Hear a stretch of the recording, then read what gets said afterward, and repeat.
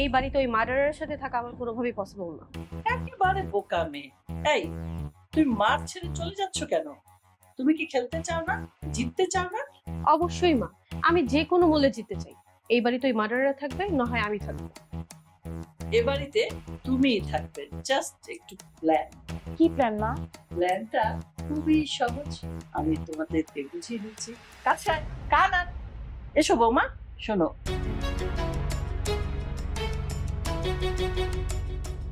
ঠিক আছে, এতে কাজ হবে বলে মনে হয় মা?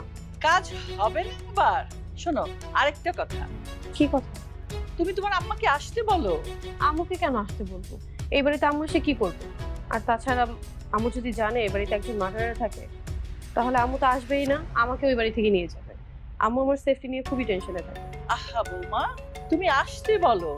তোমার আম্মা আসলে আমি একটু সাহস পাবো, শক্তি পাবো, আমাদের প্ল্যানটা আরো ভালোভাবে করতে পারবো। আর আমি যা যা বলবো তোমরা কিন্তু সেভাবেই কাজ করবে।